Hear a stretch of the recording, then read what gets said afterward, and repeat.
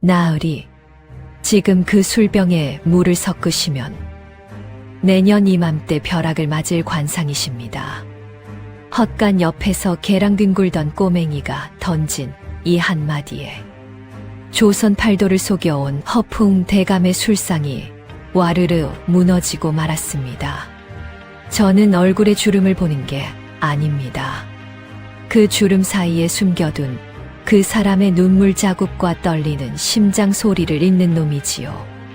정체를 숨긴 임금님의 수염을 붙잡고 조선의 운명을 논하고 앞 못 보는 소녀의 눈을 대신해 세상의 진실을 찾아냈던 기막힌 이야기입니다. 버려진 헛간 꼬마가 어떻게 만백성의 가슴을 울리는 조선의 등불이 되었는지 이제 그 웃음과 눈물의 대서사실 들려드리겠습니다.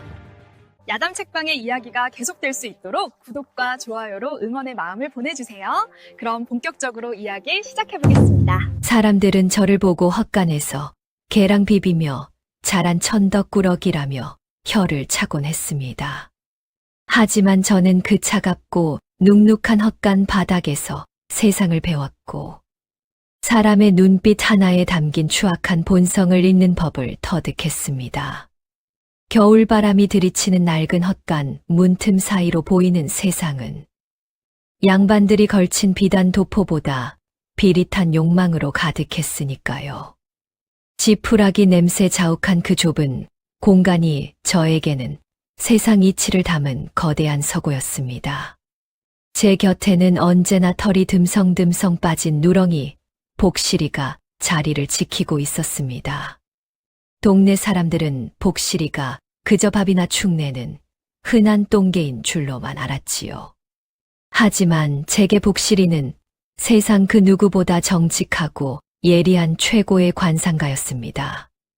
복실이는 사람이 마음에도 없는 거짓말을 뱉으면 코를 킁킁거리며 재채기를 했고 가슴 속에 사리를 품고 다가오면 털을 세우고 나직하게 으르렁거렸습니다. 개들은 사람의 땀 냄새가 공포에 찌들었는지 탐욕에 젖었는지를 본능적으로 아는 법입니다. 사건이 터진 건 달빛조차 구름에 숨어버린 어느 고요한 밤이었습니다.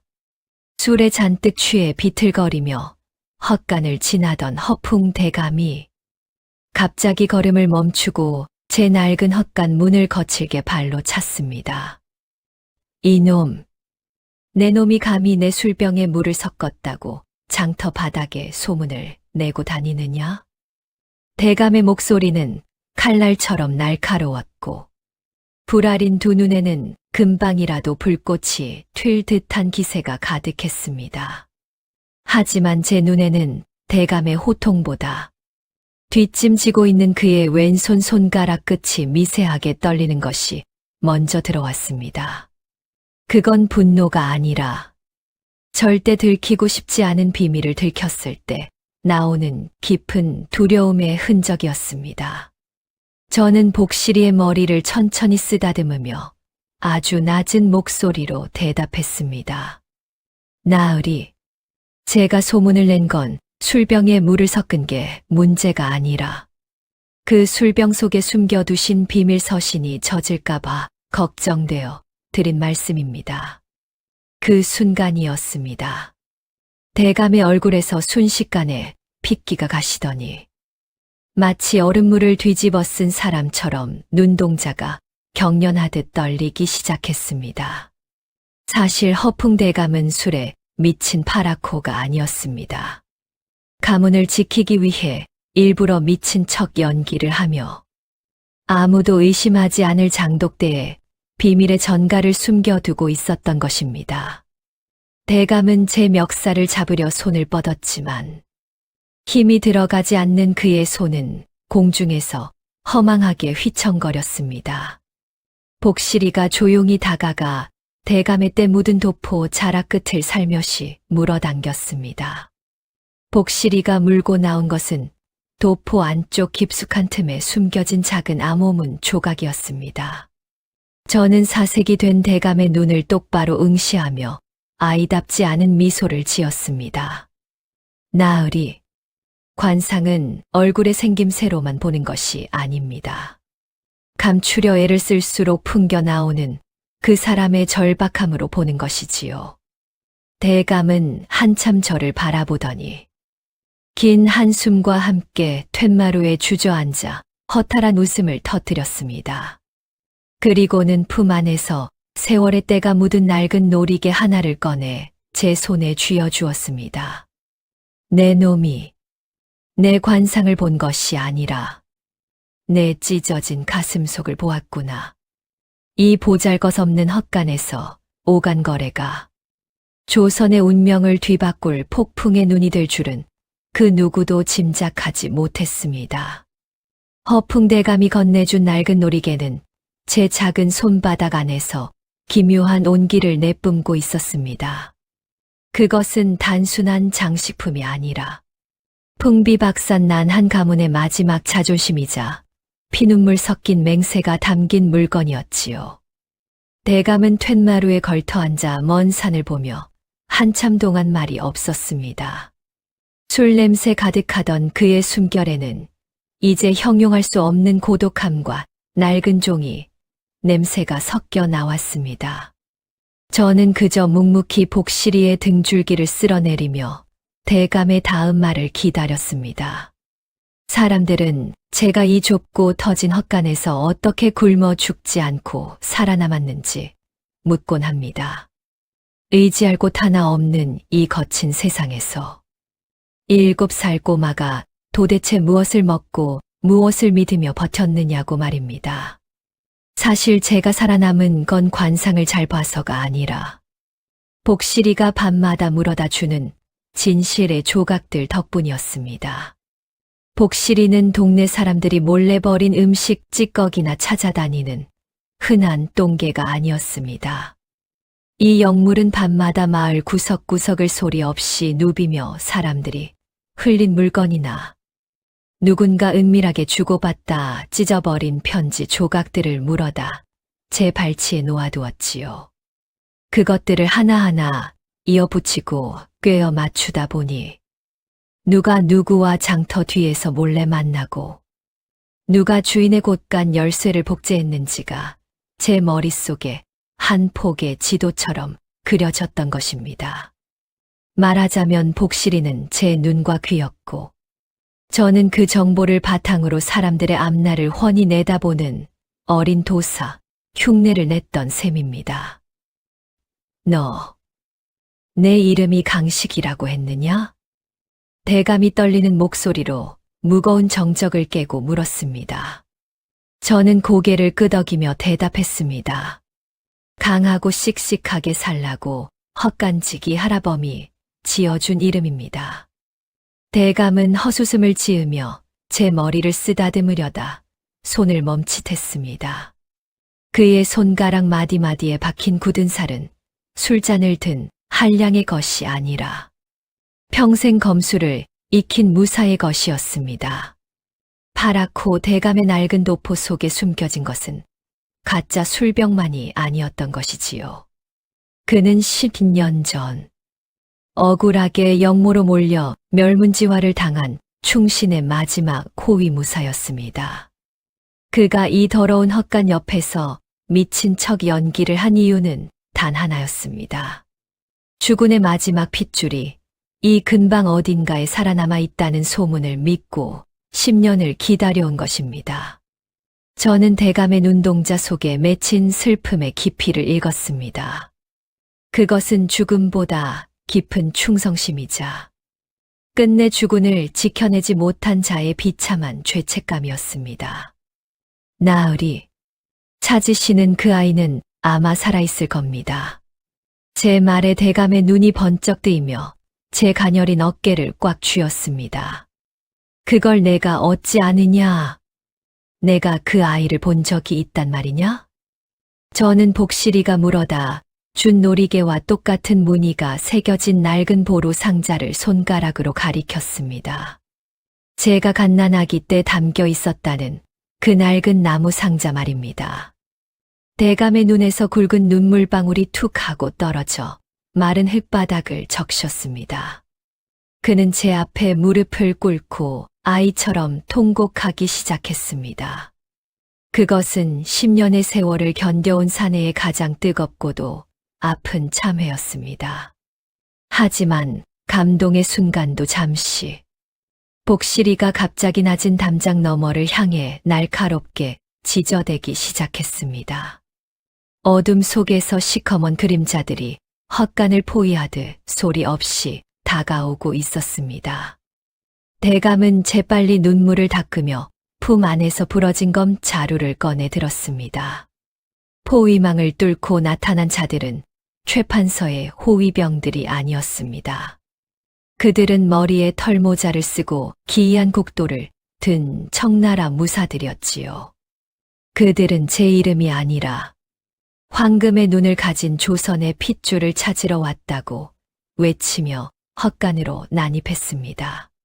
조선의 작은 헛간 꼬마가 사실은 대륙의 운명까지 쥔 거대한 음모의 중심이었다는 사실이 이 차가운 밤 공기 속에서 비로소 고개를 든 것이었습니다.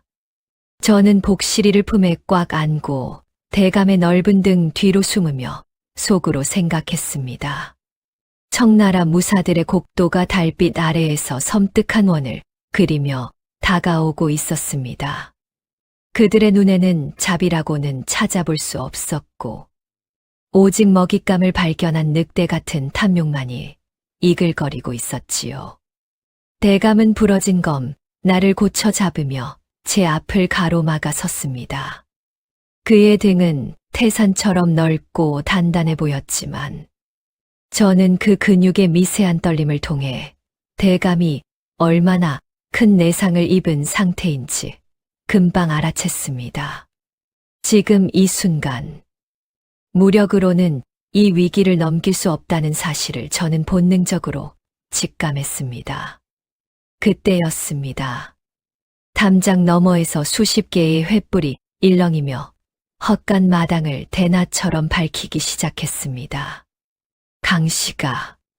강식이 이놈. 무사한 것이냐. 횃불의 무리를 이끌고 나타난 자는 뜻밖에도 조선 팔도에서 가장 지독한 구두쇠로 소문난 최판서였습니다. 그는 평소의 거드름은 어디에 버렸는지 비단 신발 한쪽이 벗겨진 채로 헐떡이며 마당으로 뛰어들어왔습니다. 평소 바발 개수까지 세어가며 종복들을 잡던 그가 무엇이 그토록 절박했기에 이 늦은 밤에 헛간까지 달려왔을까요? 저는 대감의 등 뒤에서 천천히 걸어 나오며 최판서의 콧잔등에 맺힌 식은땀을 유심히 보았습니다. 그의 눈동자는 공포에 질려 있었고 품 안에는 무엇인가를 아주 소중하고도 절박하게 움켜쥐고 있었습니다. 나으리, 결국 그 붉은 비단 주머니를 꺼내 들고 오셨구먼요. 제 나직한 한마디에 최판서는 마치 천둥이라도 맞은 듯 제자리에 얼어붙었습니다. 그는 가문의 명성을 지키기 위해서라면 일가친 척도 외면하던 냉혈한이었습니다. 하지만 저는 그의 관상에서 재물에 대한 욕심이 아니라 단 하나뿐인 혈육을 향한 처절한 부성애를 읽어냈습니다. 그가 움켜쥔 주머니 속에는 금괴가 아니라 병들어 사경을 헤매는 아들을 살릴 수 있는 유일한 약재의 위치가 적힌 지도가 들어있었습니다. 청나라 무사들이 노리는 것도 사실은 강식이가 아니라 최판서가 숨겨둔 그 가공할 만한 정보와 재물이었습니다. 강식아, 내 아들을 살릴 수 있는 건 오직 내 눈뿐이라고 들었다. 제발 나를 도와다오. 조선 최고의 갑부가 헛간에 사는 7살 꼬맹이 앞에 엎드려 흘바닥을 치며 통곡하는 광경은 그 자리에 있던 청나라 무사들과 대감마저 경악하게 만들기에 충분했습니다. 최판서는 제가 사람의 관상을 보는 것이 아니라 사물의 본질과 숨겨진 진실을 꿰뚫어 본다는 소문을 마지막 희망으로 삼고 온 것이지요. 저는 최판서의 떨리는 어깨에 작은 손을 얹으며 조용히 말했습니다. 나으리, 재물은 똥과 같아서 한 곳에 쌓아두면 고약한 냄새만 풍기지만 사방으로 나누면 온 땅을 살리는 밑거름이 됩니다. 저는 최판서의 주머니를 받아들고는 그것을 노리며 달려드는 청나라 무사들을 향해 빙긋이 웃어 보였습니다. 이미 복실이가 그들의 곡도 끝에 묻은 기이한 향취를 맡고 제게 경고를 보낸 뒤였거든요. 그들의 칼날에는 독이 발려 있었고 그 독의 해독제 또한 최판서의 주머니 속에 함께 들어있다는 사실을 저는 이미 알고 있었습니다. 청나라 무사님들, 이 지도를 가져가셔도 좋지만 그 전에 당신들의 목 뒤에 도단한 검은 반전부터 신경 쓰시는 게 어떠십니까? 제 말에 무사들이 일제히 멈칫하며 서로의 목을 확인했습니다. 그것은 독을 다루는 자들이 겪는 치명적인 역병의 증상이었지요. 관상을 통해 그들의 신체적 징후를 읽어낸 제 통찰력이 빛을 발하는 순간이었습니다. 탐욕으로 가득했던 마당은 순식간에 살기 대신 살려달라는 애원으로 뒤덮였습니다. 저는 복실이를 다시 품에 안으며 최판서와 대감 그리고 청나라 무사들까지 제 손바닥 안에서 움직이게 만들었습니다. 이 보잘것없는 헛간이 이제 조선과 대륙의 생사권을 쥐고 흔드는 가장 위험하고도 위대한 장소가 된 것입니다. 돈보다 귀한 것은 목숨이고 목숨보다 귀한 것은 마음이라는 사실을 저는 오늘 밤 모두에게 똑똑히 보여주었습니다. 청나라 무사들과 최판서가 휩쓸고 간 헛간 마당에는 차가운 새벽 안개만이 자욱하게 내려앉았습니다. 대감은 부러진 검을 챙기며 여전히 경계를 늦추지 않았지만 저는 안개 너머에서 들려오는 아주 규칙적이고도 단호한 발소리를 들었습니다. 그것은 살기를 품은 자의 조급한 발걸음이 아니라 천하를 발 아래 둔 자만이 가질 수 있는 여유롭고도 묵직한 울림이었습니다. 이윽고 안개를 헤치며 나타난 이는 수수한 남색 도포를 입고 대나무 지팡이를 짚은 노신사였습니다. 그는 자신을 그저 세상을 유랑하는 이선비라 소개했지만 그의 도포 자락에서 풍기는 은은한 침향 냄새와 범접할 수 없는 기품은 헛간의 공기마저 경건하게 만들었습니다. 복실이는 평소와 달리 짖지도 으르렁거리지도 않았습니다. 오히려 꼬리를 낮게 흔들며 그 노신사의 발치에 머리를 비비는 것이 아니겠습니까? 영물인 복실이가 이토록 순종적인 태도를 보이는 것은 처음 있는 일이었습니다. 저는 헛간 문턱에 걸터 앉아 노신사를 빤히 쳐다보았습니다. 그의 얼굴에는 깊은 고뇌의 주름이 패여 있었으나 눈동자만큼은 한 시대를 비추는 태양처럼 형형하게 빛나고 있었습니다. 저는 자리에서 일어나 까치발을 들고는 무례하게도 노신사의 턱수염을 슬쩍 잡아당기며 말했습니다. 할아버지, 잠이 안 와서 예까지 오셨구먼요? 가슴 속에 커다란 돌덩이 3개를 품고 계시니 숨이 차서 어찌 사십니까? 순간 노신사를 뒤따르던 그림자 같은 사내들이 칼을 뽑으려 움찔거렸지만 노신사는 허허로운 웃음을 터뜨리며 그들을 제지했습니다. 그의 가슴 속 돌덩이 3개란 바로 굴줄인 백성, 부패한 대신들, 그리고 대통을 이을 후사가 없다는 왕실의 비극을 의미하는 것이었습니다.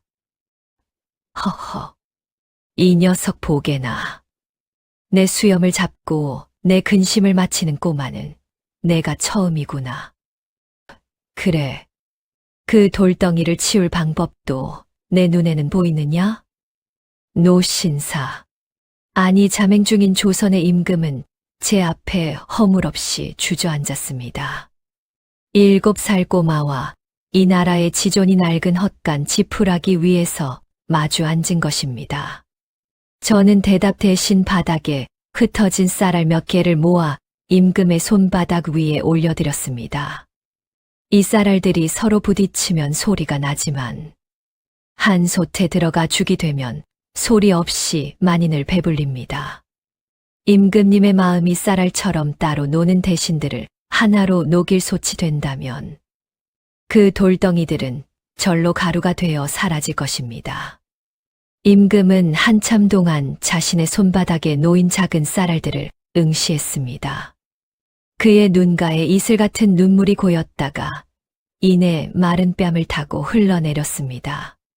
평생을 외로운 왕좌에서 고군분투하던 사내에게 헛간 꼬마의 이 단순한 진리는 그 어떤 대신의 상소문보다 뼈아프고도 따뜻한 위로가 되었던 것이지요. 그는 품 안에서 작은 옥패 하나를 꺼내 제 목에 걸어 주었습니다. 오늘 나는 관상이 아니라 조선의 심장을 보았다. 강씨가 내가 헛간의 등불이 아니라 이 나라의 등불이 될 날을 내 기다리마. 새벽 달기 올 무렵 임금은 다시 안개 속으로 사라졌습니다.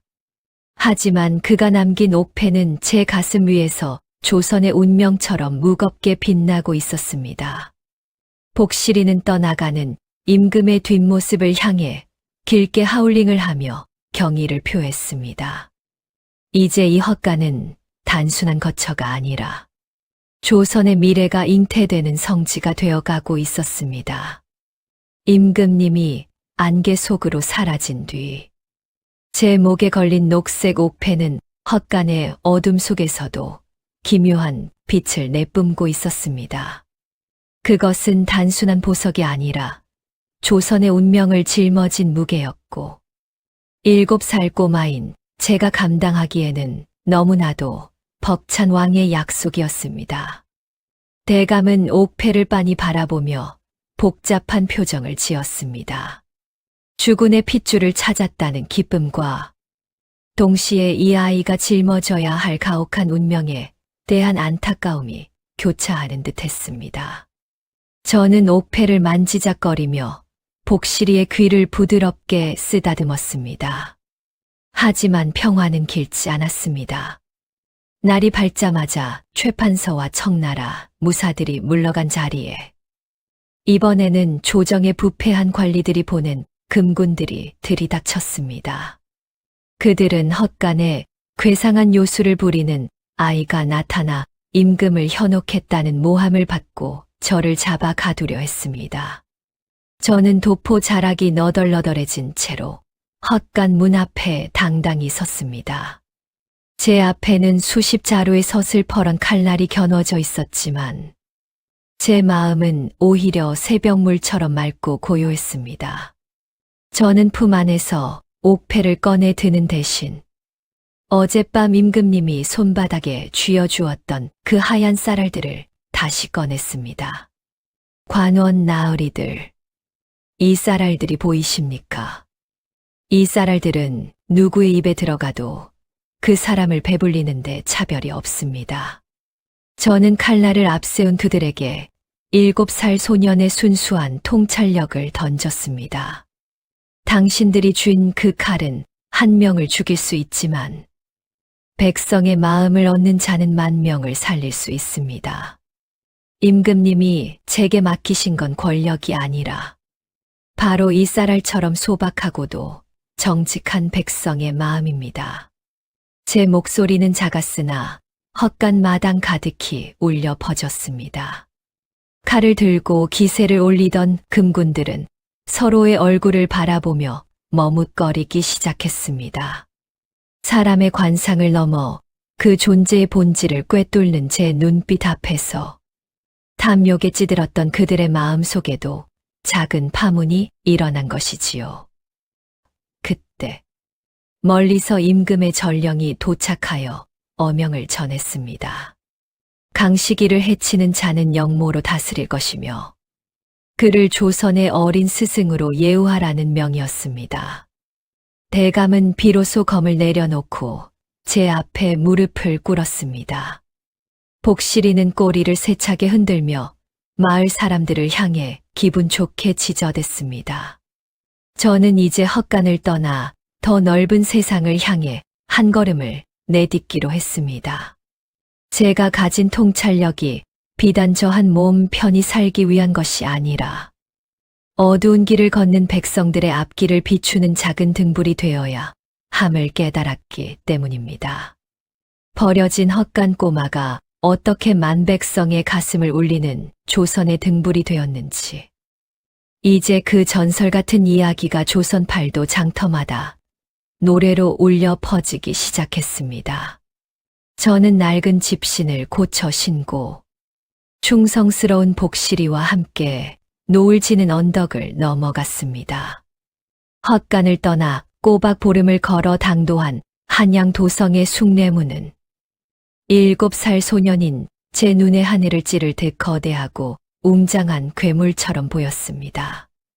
남루한 회색 베옷은 이미 흙먼지에 절어 원래의 색을 잃었고, 집시는 다 달아해졌지만 제 목에 걸린 녹색 옥패만은 도성의 찬란한 햇살 아래서 더욱 서슬퍼런 빛을 내뿜고 있었습니다. 대감은 낡은 도포 자락으로 제 어깨를 감싸 안으며 군중의 시선을 피하려 애썼지만, 제 옆을 묵묵히 따르는 복실이의 영리한 눈동자는 이미 성 안의 공기가 예사롭지 않음을 감지하고 연신 코를 킁킁거렸습니다. 한양은 겉보기에 화려했으나 그 이면에는 헛간보다 더 지독한 가난의 냄새와 부패한 권력의 악취가 진동하고 있었지요. 우리는 임금님이 약속한 만남의 장소로 향하던 중 도성 한복판에서 곡소리가 끊이지 않는 기이한 광경을 목격하게 되었습니다. 그곳은 도성의 가난한 백성들이 모여 사는 피막골 근처의 작은 약방 앞이었습니다. 수십 명의 백성이 바닥에 엎드려 울부짖고 있었고, 그들 앞에는 무장한 사대부가의 호위병들이 길을 막아선 채 서슬퍼런 칼날을 세우고 있었습니다. 사연을 알아보니 도성에 전염병이 돌기 시작했는데 고관대작들이 치료에 필요한 약재를 매점매석하여 백성들의 목숨을 돈으로 환산하고 있었던 것입니다. 저는 복실이의 머리를 쓰다듬으며 그들의 관상을 하나하나 뜯어보았습니다. 칼을 든 자들의 눈에는 일말의 죄책감도 없었고, 오직 주인의 명령에 복종하여 재물을 지키려는 기계적인 탐욕만이 가득했습니다. 대감은 화를 참지 못하고 부러진 검 자루를 꽉 쥐었으나 저는 대감의 옷자락을 붙잡으며 고개를 가로저었습니다. 지금 필요한 것은 무사의 칼이 아니라 사람의 마음을 움직이는 진실의 힘이라는 것을 저는 이미 알고 있었기 때문입니다. 저는 천천히 군중 사이를 뚫고 나아가 호위병들의 우두머리 앞에 섰습니다. 나으리, 지금 당신이 지키고 있는 그 약재함 속에는 약이 아니라 사람의 피눈물이 가득 차 있구먼요. 제 작은 키는 그의 허리춤에도 닿지 않았지만 제 눈빛만큼은 그의 심장 깊숙한 곳을 찌르는 송곳 같았습니다. 우두머리는 비웃으며 제 멱살을 잡으려 했지만 제 목에서 흘러나온 옥패의 빛을 본 순간 그의 손은 허공에서 굳어버렸습니다. 옥패에 새겨진 문양은 오직 임금의 직계 혈족이나 나라의 스승만이 가질 수 있는 왕실의 인장이었으니까요. 호위병들은 혼란에 빠졌고 백성들은 이 남루한 꼬마의 정체가 무엇인지 숨을 죽이며 지켜보았습니다. 저는 옥패를 높이 들어 올리며 사자후와 같은 일가를 던졌습니다. 임금님이 제게 이 패를 주신 이유는 권력을 휘두르라는 것이 아니라 어둠 속에서 고통받는 자들을 위해 등불이 되라는 뜻이었습니다. 지금 당장 약방 문을 열지 않는다면 당신들이 지키는 그 재물은 당신들의 무덤을 덮는 흙이 될 것입니다. 그 순간 복실이가 하늘을 향해 길게 하울링을 내질렀고 마치 기적처럼 굳게 닫혔던 약방의 문이 안쪽에서 거칠게 열렸습니다. 그 안에서 나타난 이는 놀랍게도 며칠 전 헛간에서 목숨을 구걸했던 최판서였습니다.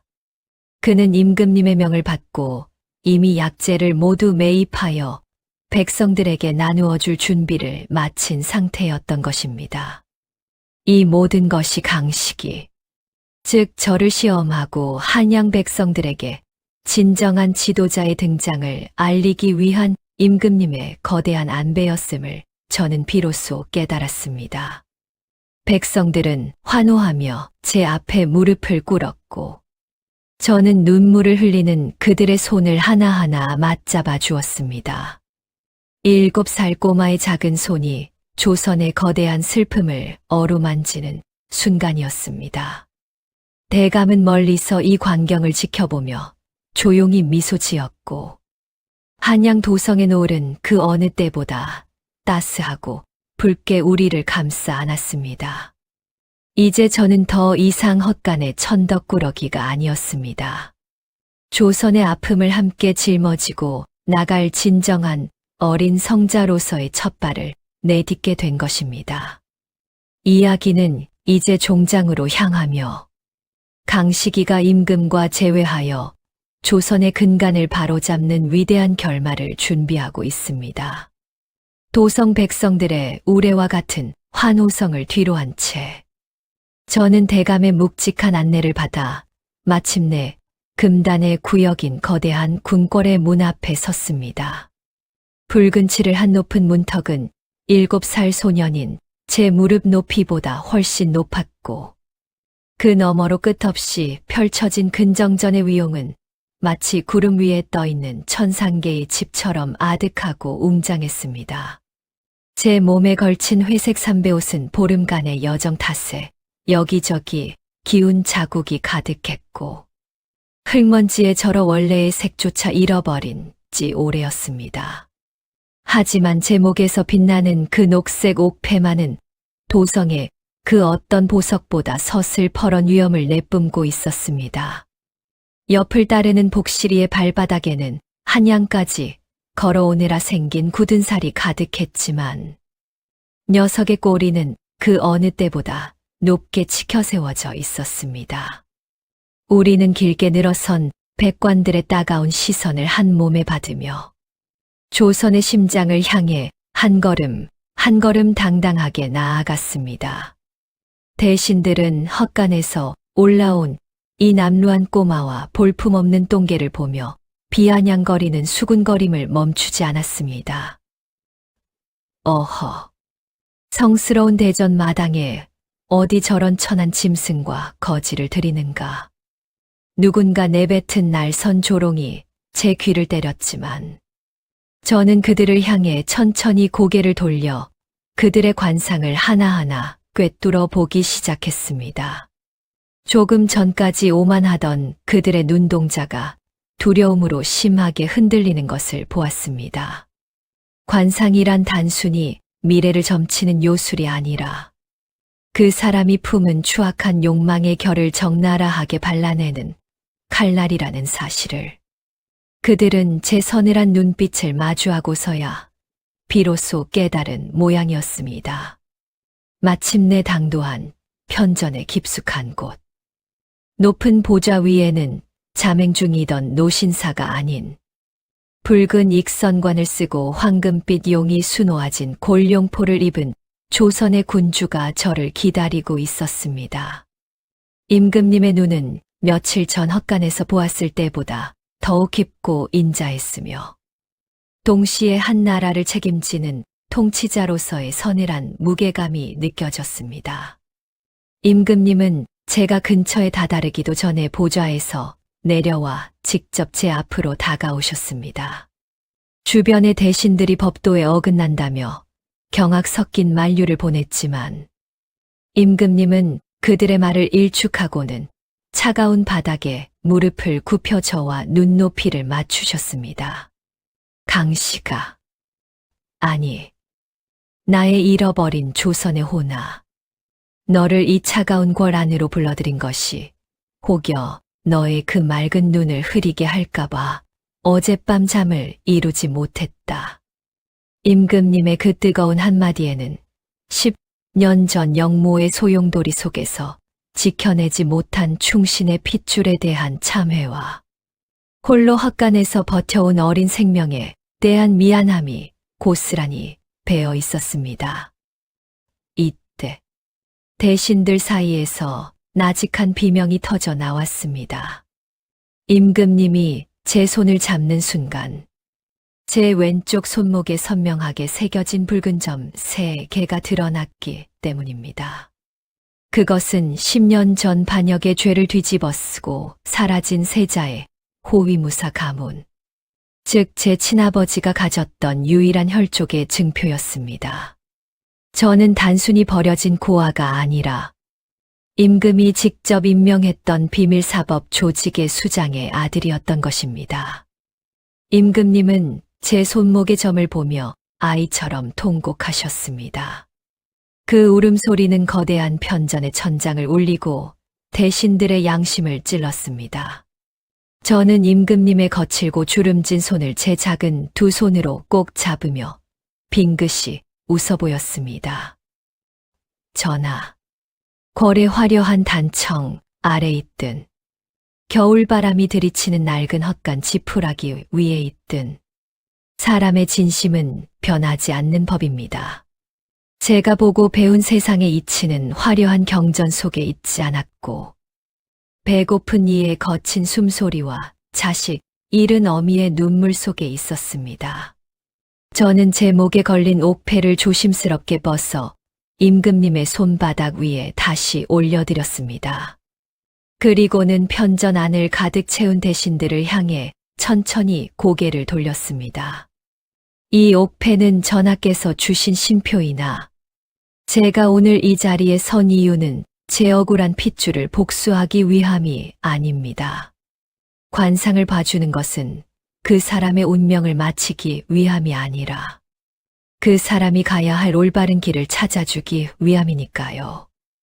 7살 꼬마의 입에서 흘러나온 그 깊은 통찰력 앞에 오만했던 대신들은 약속이라도 한 듯 바닥에 엎드려 통곡하며 감복했습니다.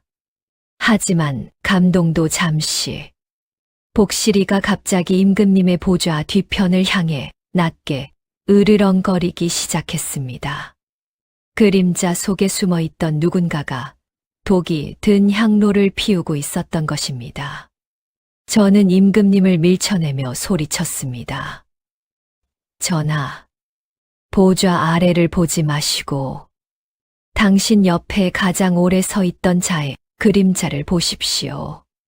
이것은 앞으로 다가올 거대한 폭풍의 전조이자 궐 내부의 도살인 진짜 흑막이 고개를 드는 순간이었습니다.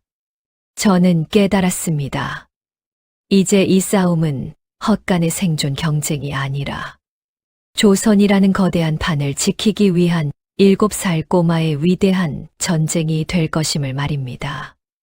편전 안을 가득 채웠던 감동의 눈물은 채 마르기도 전에 차가운 금속이 마찰하는 날카로운 소리와 함께 산산조각이 나버렸습니다. 복실이의 예리한 경고가 떨어지기 무섭게 화려한 단청이 그려진 천장의 높은 석가래 사이에서 시커먼 그림자들이 소리 없이 내려앉았습니다. 그들은 청나라에서 온 인류 자객들이자 조선 내부에서 은밀히 권력을 탐하던 배신자들과 결탁한 그림자 무사들이었습니다. 그들의 목표는 단 하나였습니다. 임금님의 눈과 귀가 되어 조선의 미래를 바꿀 황금 눈의 아이. 바로 저 강식이를 이 자리에서 제거하여 조선의 희망을 영원히 꺾어버리는 것이었습니다. 호위병들이 채 칼을 뽑아 대응하기도 전에 자객들의 서슬퍼런 곡도가 임금님의 목전을 향해 뱀처럼 쇄도했습니다. 그 절체절명의 순간 제 옆을 묵묵히 지키던 허풍 대감이 비명 같은 기합과 함께 앞을 가로막았습니다. 강씨가 전화를 모시고 당장 보좌 뒤로 물러나거라. 이놈들의 비겁한 칼끝에는 내 눈이 박혀 있으니 조금도 걱정하지 말아라. 평소 시장통에서 술에 취해 비틀거리던 파라코의 모습은 온데간데 없었습니다. 대감의 손에 쥐어진 것은 날이 무디고 끝이 부러진 낡은 칼이었지만 그가 뿜어내는 기세는 수십 명의 정예, 무사를 단숨에 압도하고도 남음이 있었습니다. 저는 대감의 넓은 등을 보며 가슴 한 구석이 아릿해지는 것을 느꼈습니다. 관상으로 본 대감의 등은 수많은 상처와 고독으로 점철되어 있었지만 단 한 번도 누군가를 배신한 적 없는 정직하고 강인한 근육들이 요동치고 있었기 때문입니다. 자객들 중 우두머리가 대감을 보며 비릿한 비웃음을 흘리며 입을 열었습니다. 여전하구나. 10년 전 우리와 손을 잡고 세자를 사지로 몰아넣었던 그 배신의 솜씨가 그 한마디에 편전하는 얼음물을 끼얹은 듯 순식간에 차갑게 식어버렸습니다. 임금님의 눈동자가 경련하듯 떨렸고 옆에 있던 대신들은 대감을 향해 분노와 경멸의 손가락질을 퍼붓기 시작했습니다. 대감은 아무런 대꾸도 하지 않은 채 묵묵히 칼을 휘둘러 달려드는 자객들을 베어 넘길 뿐이었습니다. 그의 무거운 침묵은 그 추악한 과거를 긍정하는 것일까요? 아니면 차마 입 밖으로 내지 못한 깊고 슬픈 사연이 있는 것일까요? 저는 품 안에 복실이를 꼭 안고 피 튀기는 전장 속에서도 대감의 눈동자를 똑바로 응시했습니다. 사람들은 그의 겉모습과 소문만을 보고 그를 욕하고 의심했지만 제 눈에 비친 대감의 그림자는 그 누구보다 투명하고 맑은 빛을 발하고 있었습니다. 그는 배신자가 아니었습니다. 오히려 배신자로 위장하여 지난 10년간 적들의 심장부에서 정보를 캐내며 언젠가 나타날 저를 지키기 위해 어둠 속에 스스로를 가두었던 것입니다. 저는 혼란에 빠져 뒷걸음질 치는 임금님의 소매를 단호하게 붙잡으며 외쳤습니다. 전하, 귀로 듣는 소문은 사람의 영혼을 죽이지만 눈으로 직접 보는 진실은 죽어가는 사람을 살리는 법입니다. 대감의 칼은 지금 전하의 목을 노리는 게 아니라 전하의 심장을 찌르려는 자들의 추악한 목을 향하고 있습니다. 제 외침에 대감의 넓은 어깨가 미세하게 떨리는 것을 보았습니다. 누구에게도 이해받지 못한 채 홀로 어둠 속을 걸어온 사내의 고독을 7살 꼬마인 제가 비로소 세상 밖으로 끌어올린 순간이었습니다. 전투는 점점 더 치열해졌고 화려했던 편전의 카펫은 자객들의 붉은 피로 얼룩져갔습니다. 복실이는 대감의 사각지대를 파고드는 자객들의 발목을 사납게 물어뜯으며 환상적인 호흡을 보여주었습니다. 하지만 자객들의 수는 좀처럼 줄어들지 않았고 궐의 더 깊은 곳에서는 더 거대하고 지독한 어둠이 밀려오고 있었습니다. 이것은 단순한 암살 시도가 아니라 조선이라는 거대한 판을 통째로 뒤엎으려는 정교한 반역의 시작이었습니다. 저는 직감했습니다. 이제부터 벌어질 싸움은 칼과 칼이 부딪히는 무력의 대결이 아니라 인간의 본성을 누가 더 깊게 꿰뚫어 보느냐의 처절한 심리전이 될 것임을 말입니다. 저는 집신을 꽉 조여 신고 제 앞에 펼쳐진 이 피비린내 나는 운명의 한복판으로 발을 내디뎠습니다. 편전의 소란이 폭풍처럼 지나간 뒤 궁궐에는 감동 대신 서늘하고도 무거운 의심의 공기가 감돌기 시작했습니다. 자객들은 모두 소탕되었거나 스스로 목숨을 끊었지만 그들이 남긴 독설은 임금님의 마음속에 지워지지 않는 거대한 불신의 씨앗을 심어 놓았습니다. 열흘 안에 저 사내의 결백을 증명하지 못하면 강 씨가 너조차 역적의 자식으로 다스릴 수밖에 없다. 임금님의 목소리는 떨리고 있었지만 단호했습니다. 결국 제 영원한 방패였던 대감은 차디찬 지하 감옥으로 끌려갔고 저는 죄인 아닌 죄인이 되어 궐 안에 외딴 별채에 갇히는 신세가 되었습니다.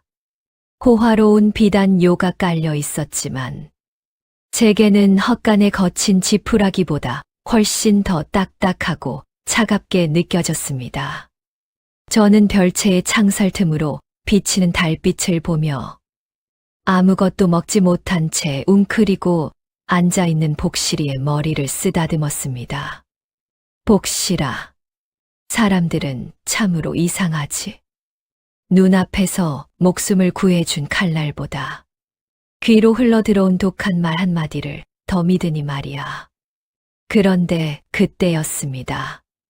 얌전히 제 무릎을 베고 있던 복실이가 갑자기 귀를 쫑긋 세우더니 누군가 감시하고 있다는 듯 낮게 으르렁거렸습니다. 별채의 어두운 그림자 속에서 나타난 자는 놀랍게도 낮에 임금님 옆에서 가장 크게 대감을 비난하며 통곡했던 영의정이었습니다. 그는 인자한 미소를 지으며 제게 다가왔지만 제 눈에 비친 그의 관상은 뱀의 혀를 가진 악마의 형상이었습니다. 어린 도사여, 그대가 입만 다물어준다면 저 미천한 무사 하나 죽는 것으로 이 소동은 끝날 것이네. 그럼 그대는 조선의 왕족으로서 평생을 누릴 수 있지. 그의 제안은 달콤했으나 그 끝에는 썩은 고기 냄새가 났습니다. 그는 대감에게 배신자의 누명을 씌워 제거하고 자신이 직접 저를 손에 넣어 임금을 조종하려는 검은 야욕을 드러낸 것입니다. 영의정이 건넨 차 잔 속에는 사람의 길을 꺾어버리는 금지된 약초가 들어있었고 그는 이미 궐 내의 금군 절반을 자신의 사병으로 포섭한 상태였습니다. 제가 그의 말을 거부하려던 찰나 복실이가 번개처럼 영의정의 발목을 물어뜯으며 제게 도망치라는 신호를 보냈습니다. 저는 영의정의 옷자락을 뿌리치고 별채의 뒷문을 열고 어둠 속으로 몸을 던졌습니다. 궁궐의 지형을 모르는 저를 대신해 복실이가 앞장섰습니다. 복실이는 궐의 가장 깊숙하고 습한 지하 수로를 지나 대감이 갇혀있는 지하 감옥의 뒷벽까지 저를 안내했습니다. 그곳에서 복실이는 땅을 파헤치더니 어디선가 물어온 작고 낡은 비단 주머니 하나를 제 앞에 내려놓았습니다. 그것은 10년 전 세자가 죽기 직전 대감에게 맡겼던 진짜 밀서였습니다. 대감은 그동안 이 밀서를 지키기 위해 스스로 배신자의 누명을 쓴 채 적들의 눈을 속여왔던 것입니다. 밀서 안에는 영의정과 청나라 사신이 결탁하여 조선의 국경을 팔아넘기려 했던 모든 증거가 적혀 있었습니다. 저는 밀서를 품에 안고 차가운 감옥 창살 너머에 앉아있는 대감을 보았습니다. 피투성이가 된 채 눈을 감고 있던 대감이 나직하게 읊조렸습니다. 강씨가 이것을 가지고 전하께 가거라. 나는 이곳에서 마지막까지 적들의 시선을 붙잡아 두마. 7살 아이의 어깨에 조선의 운명이, 아니, 단 한 명의 정직한 사내의 목숨이 달려 있었습니다. 저는 눈물을 닦으며 복실이와 함께 다시 어둠 속을 달리기 시작했습니다. 뒤편에서는 영의정의 사병들이 횃불을 들고 저희를 쫓는 거친 발소리가 들려왔습니다. 밤 공기는 칼날처럼 차가웠지만 제 품 안의 밀서는 마치 뜨거운 심장처럼 요동치고 있었습니다. 저는 이제 단순한 관상가가 아니라 진실을 배달하는 조선의 가장 작은 파수꾼이 되어 있었습니다. 밀서를 품에 안고 칠흑 같은 어둠을 뚫고 달리는 제 숨소리가 거칠게 궁궐벽을 때렸습니다. 복실이는 영리하게도 금군들의 순찰로를 피해 저를 청나라 사신들이 머무는 영빈관 근처로 안내했습니다. 영의정과 결탁한 배후의 실체를 확실히 잡기 위해선 임금님께 가기 전 사신관 내부에서 벌어지는 은밀한 움직임을 먼저 확인해야 했기 때문입니다. 영빈관의 담벼락 아래 숨어 귀를 기울이자 거만한 청나라 관리들의 웃음소리와 함께 소름 끼치는 대화가 흘러나왔습니다. 조선의 왕은 이미 늙고 병들었소. 이제 저 황금 눈의 아이만 우리가 차지한다면 대륙의 황제께서 조선을 손바닥 위에 올려놓고 주무르실 것이요. 그들은 강식, 즉 저를 살아있는 보물로 여겨 청나라로 압송해갈 계획을 세우고 있었습니다. 그들에게 저는 인격체가 아니라 대륙의 패권을 유지해줄 신비한 예언의 도구일 뿐이었습니다. 그런데 그때 영빈관의 문이 거칠게 열리더니 거대한 덩치의 사신 우두머리 장군 아그타가 횃불을 들고 밖으로 걸어 나왔습니다. 그는 짐승 같은 직감으로 제가 숨어 있는 곳을 정확히 응시하며 서늘한 미소를 지었습니다. 생쥐 한 마리가 옥패를 물고 여기까지 왔구나. 어서 그 주머니를 내놓아라. 그러면 내 목숨만은 살려주어 대륙의 황궁에서 비단 옷을 입혀주마. 저는 복실이를 제 뒤로 숨기며 천천히 담벼락 밖으로 나섰습니다.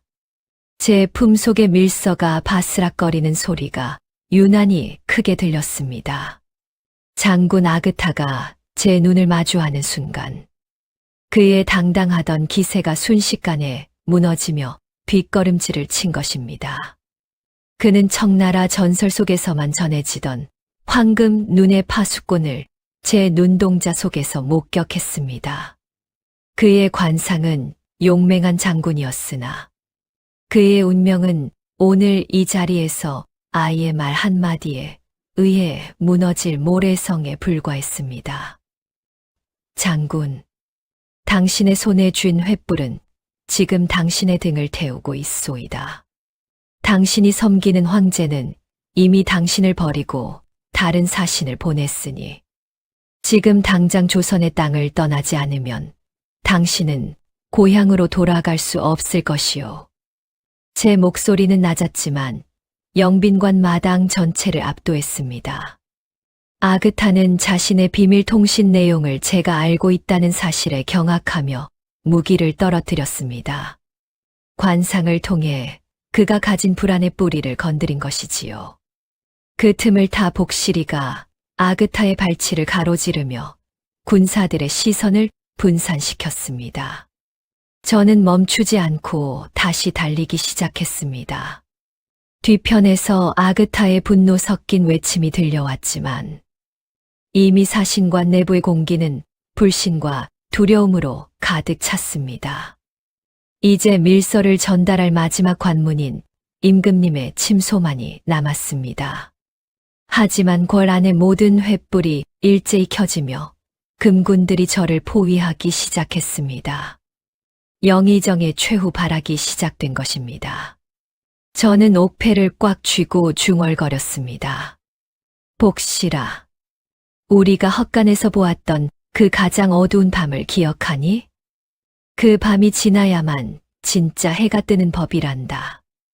영의정의 사병들을 피해 궁궐의 깊숙한 숲길인 비원으로 숨어든 저는 잠시 숨을 고르기 위해 멈춰 섰습니다. 심장이 터질 듯 요동치고 있었지만 제 발목을 적시는 차가운 새벽 이슬보다 더 서늘한 기운이 등 뒤를 덮쳤습니다. 복실이가 평소와는 전혀 다른 슬픔과 반가움이 섞인 기묘한 소리로 나직하게 낑낑거렸습니다. 어둠 속에서 천천히 걸어 나온 이는 저와 똑같은 회색 베옷을 입고 제 눈매와 꼭 닮은 눈을 가진 12살 정도의 소년이었습니다.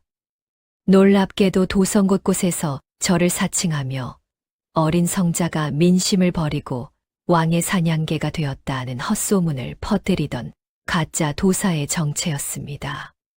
그는 비릿한 미소를 지으며 제 앞을 가로막았습니다. 강씨가 너만 헛간에서 지옥을 맛본 줄 알았느냐? 나는 내가 따뜻한 쌀밥을 꿈꿀 때 적들의 칼날 위에서 춤을 추며 살아남았다. 그의 목소리는 제 목소리와 소름 끼칠 정도로 닮아 있었지만 그 안에는 켜켜이 쌓인 증오와 도끼가 서려 있었습니다. 그 소녀는 10년 전 영모의 밤 아버지의 품에서 도망치다 강물에 휩쓸려 죽은 줄로만 알았던 저의 친형 강진이었습니다. 죽음의 문턱에서 살아남은 그는 영의정의 손에 거두어져 언젠가 저를 제거하고 가문의 유일한 후계자로서 임금의 눈을 가릴 비밀 병기로 길러졌던 것입니다. 강진은 제 품속의 밀서를 가리키며 서늘하게 말했습니다. 그 밀서를 내게 넘겨라. 그러면 너와 저 미천한 짐승만은 내가 살려주마. 아버지를 죽인 것은 저 늙은 임금이지 영의정이 아니다. 정신 차려라, 동생아. 저는 형의 관상을 살폈습니다. 그의 얼굴에는 우리 가문의 기품이 남아 있었으나 그의 미간 사이에는 영의정이 심어놓은 거짓된 복수심의 낙인이 깊게 새겨져 있었습니다. 그는 진실을 보는 눈을 잃고 오직 타오르는 분노의 안경을 쓴 채 세상을 보고 있었습니다. 저는 밀서를 더욱 꽉 쥐며 고개를 저었습니다. 형님, 눈을 뜨십시오. 아버지가 지키려 했던 것은 가문의 안위가 아니라 이 나라의 정직함이었습니다.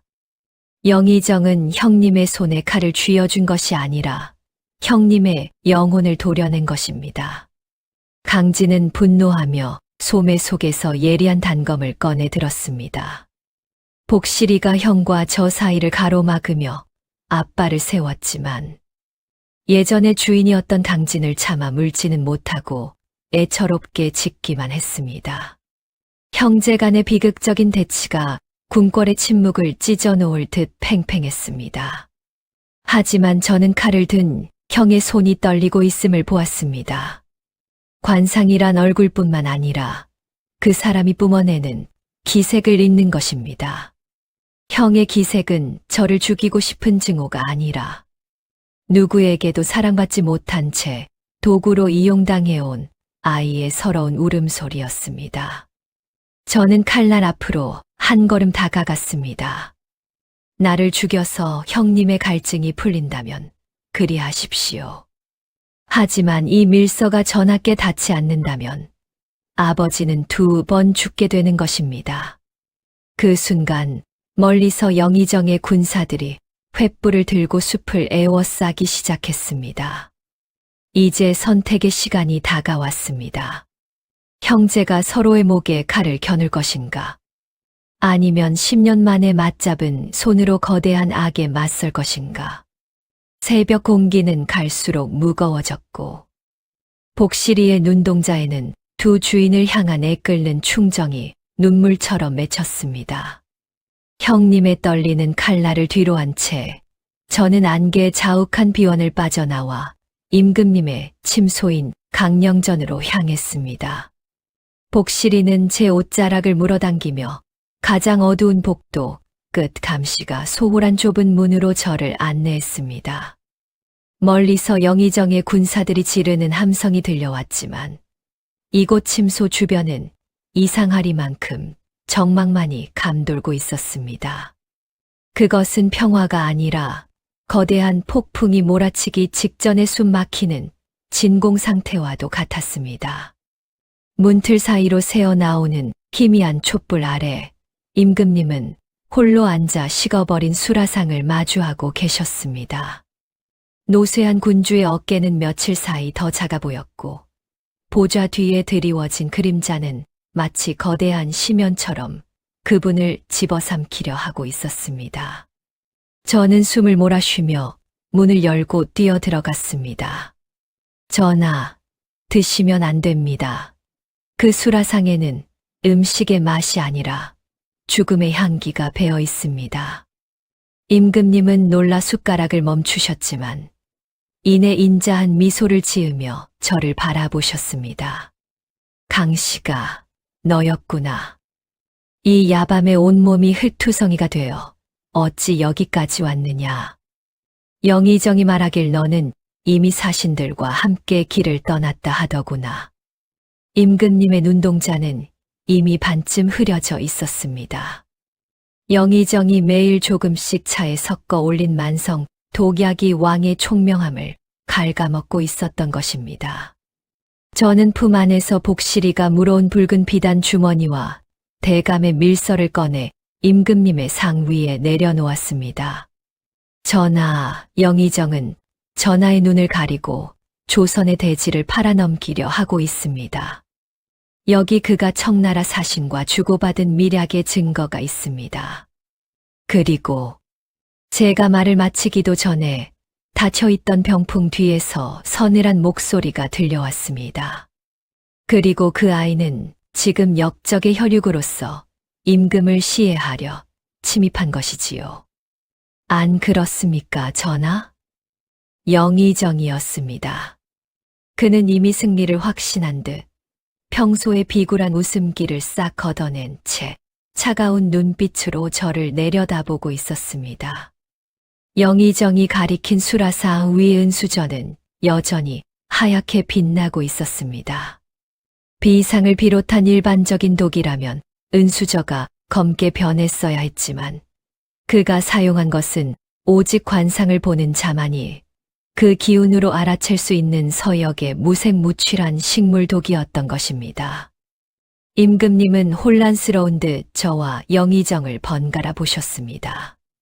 강씨가 내 말이 사실이라면 저 수저가 어찌 멀쩡하단 말이냐. 나를 평생 보필한 영의정이 어찌 나를 죽이려 하겠느냐. 저는 임금님의 손을 꼭 잡으며 그의 미간을 똑바로 응시했습니다. 전하, 은수저는 사람의 손길에 변하지만 사람의 탐욕은 그 영혼의 빛깔을 변하게 합니다. 지금 영의정의 이마에는 전하의 왕관을 뺏으려는 도둑의 낙인이 선명합니다. 믿지 못하시겠다면 지금 당장 저 밥을 궁궐 마당의 까마귀에게 던져보십시오. 제 단호한 말에 영의정의 얼굴이 순식간에 흙빛으로 변했습니다. 그는 소매 속에 숨겨둔 고각을 불어 매복해 있던 자객들을 불러들이려 했습니다. 하지만 그때 복실이가 영의정의 도포 자락을 물어뜯으며 그를 바닥으로 고꾸라뜨렸습니다. 임금님은 그제야 무언가 잘못되었음을 직감하고 떨리는 손으로 밀서를 펼치셨습니다. 밀서에 적힌 영의정의 수결과 청나라 장군의 인장을 확인하는 순간 임금님의 눈에서 노여움의 눈물이 쏟아졌습니다. 오직 나를 위한 충신인 줄 알았거늘. 너희가 진정 조선의 뿌리를 도려내려 하였구나. 왕의 호통이 침소를 울리자 어둠 속에서 저를 뒤쫓던 형님 강진과 대감의 비밀 결사들이 문을 부수고 들이닥쳤습니다. 진실의 등불이 켜지는 순간 가장 높았던 배신자의 권위는 한낱 잿더미처럼 바스러지기 시작했습니다. 침소에서의 소동은 일단락되는 듯 했으나 영의정은 마지막 발악으로 미리 포섭해 둔 금군들을 동원의 성문을 걸어 잠갔습니다. 임금님과 저는 대감과 형님 강진의 호위를 받으며 궐의 비밀 통로를 빠져나와 조선의 기운이 모인다는 북한산 기슭의 외딴 사찰로 몸을 피했습니다. 산바람은 칼날처럼 매서웠고 하늘에는 불길한 붉은 빛을 띤 달이 걸려 있었습니다. 사찰의 낡은 마당에 도착했을 때 그곳에는 뜻밖의 인물이 우리를 기다리고 있었습니다.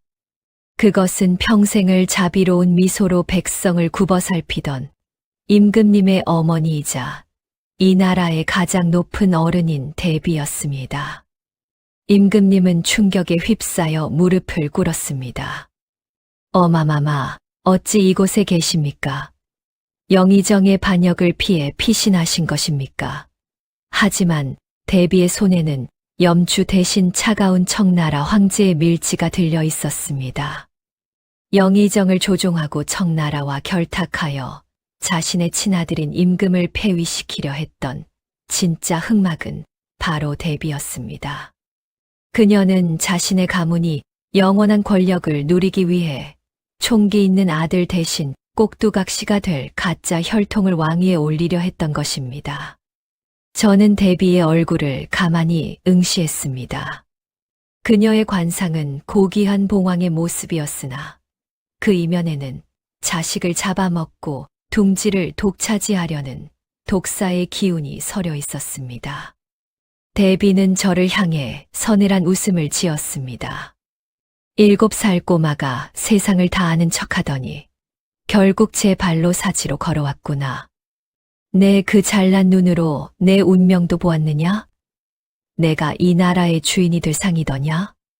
저는 떨리는 마음을 다잡고 복실이의 머리를 쓰다듬었습니다. 복실이는 대비의 옷자락에서 배어나오는 피 냄새를 맡은 듯 사납게 지저댔습니다. 저는 천천히 고개를 들어 대비의 눈을 똑바로 마주 보았습니다.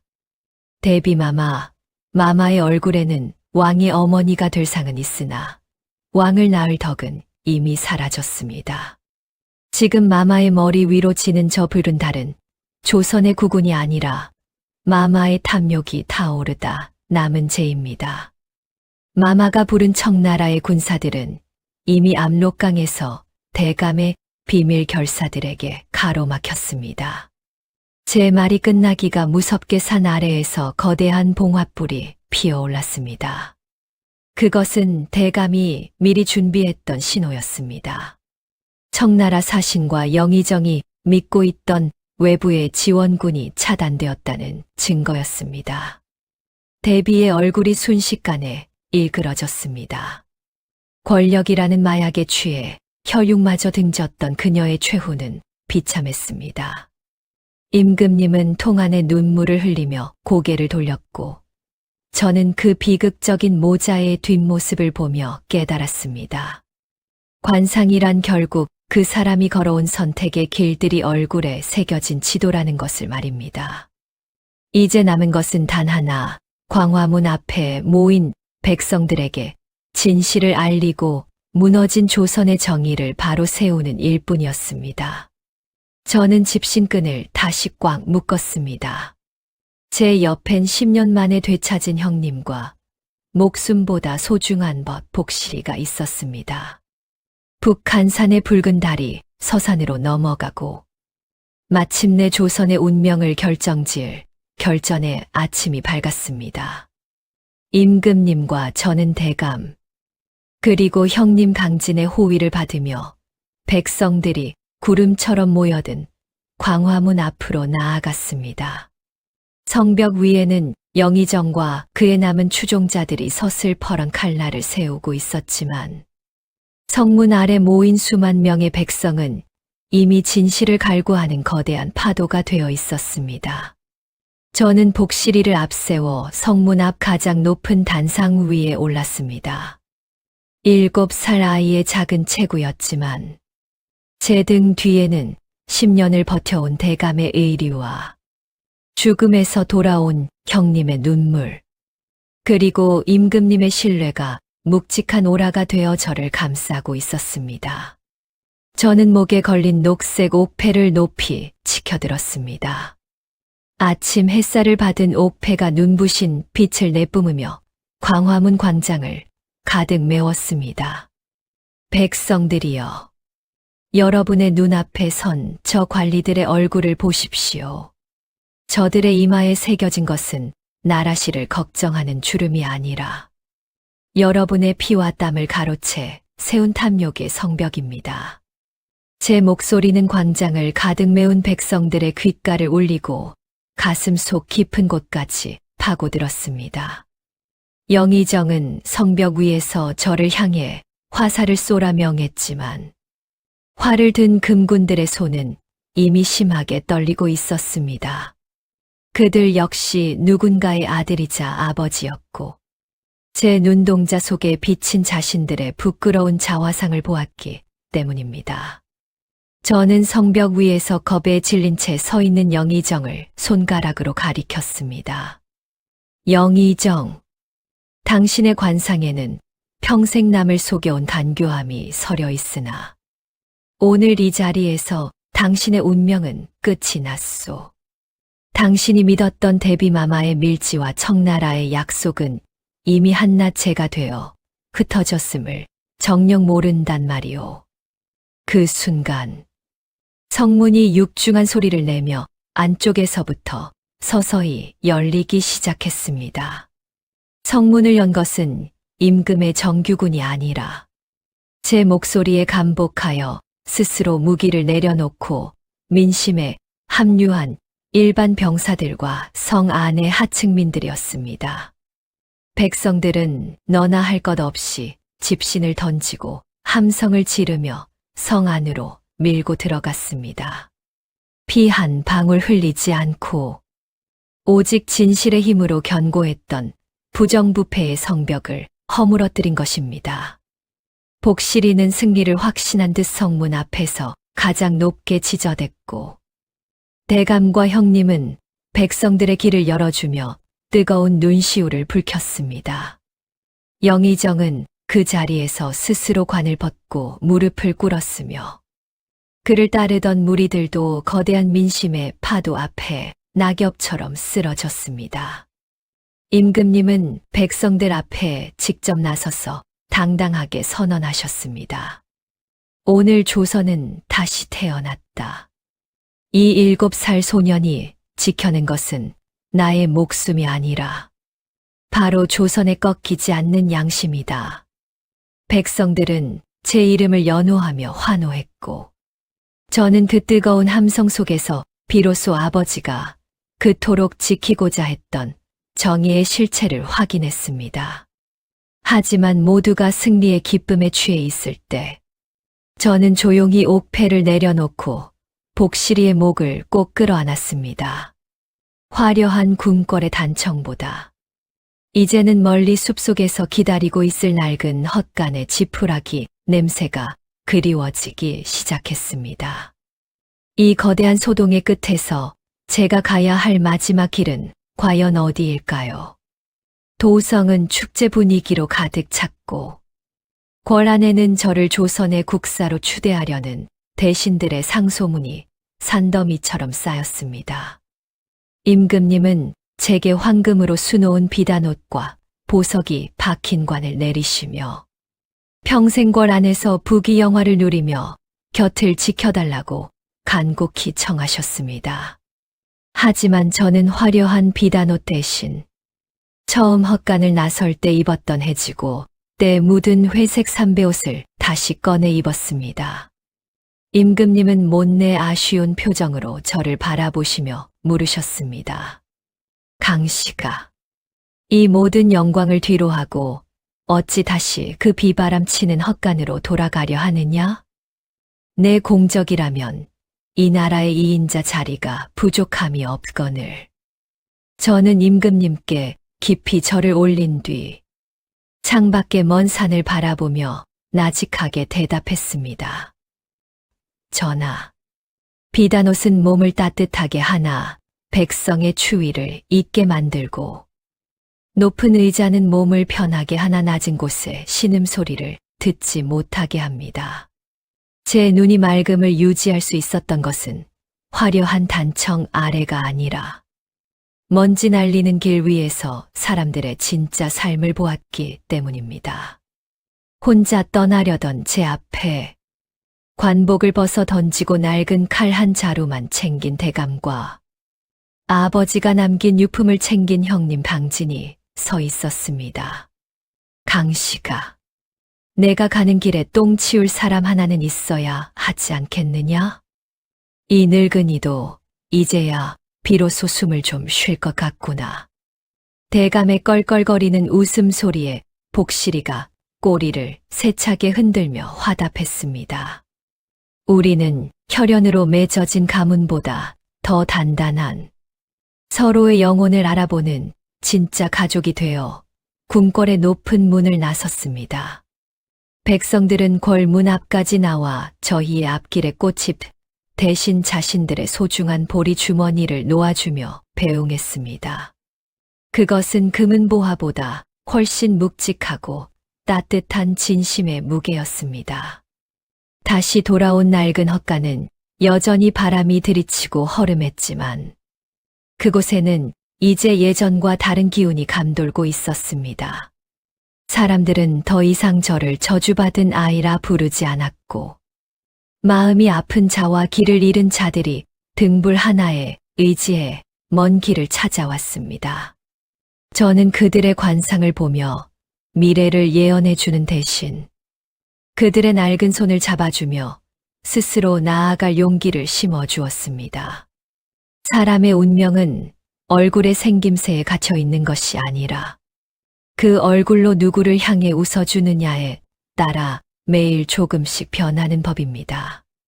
제가 남긴 이 마지막 말은 훗날 조선의 가장 낮은 곳에서부터 퍼져나가 권력에 찌든 세상의 찬 바람을 막아주는 따뜻한 담벼락이 되었습니다. 7살 꼬마 도사 강식이와 영리한 개 복실이 그리고 이름 없는 호위무사 대감의 이야기는 여기서 끝이 납니다. 하지만 여러분의 가슴 속에 켜진 그 작은 등불이 꺼지지 않는 한 강식이는 오늘도 어느 낡은 헛간 문을 열고 여러분의 마음을 들여다보고 있을지도 모릅니다. 그동안 이 길고도 험난한 여정을 함께해 주신 여러분께 깊은 감사를 드립니다. 여러분의 앞날에도 언제나 맑은 눈과 따뜻한 진심이 깃들기를 기도하겠습니다. 사람의 관상은 고정된 것이 아니라 오늘 내가 품은 마음이 내일의 얼굴을 만든다는 사실을 잊지 마십시오. 지금까지 헛간 꼬마 도사 강식이의 위대한 여정을 함께해 주셔서 감사합니다. 여러분의 삶에도 강식이의 맑은 눈처럼 진실을 꿰뚫어 보는 지혜와 따뜻한 행운이 가득하시길 진심으로 기원합니다. 구독과 좋아요는 강식이와 복실이가 새로운 세상을 만나는데 큰 힘이 됩니다. 오늘도 평안한 밤 되십시오.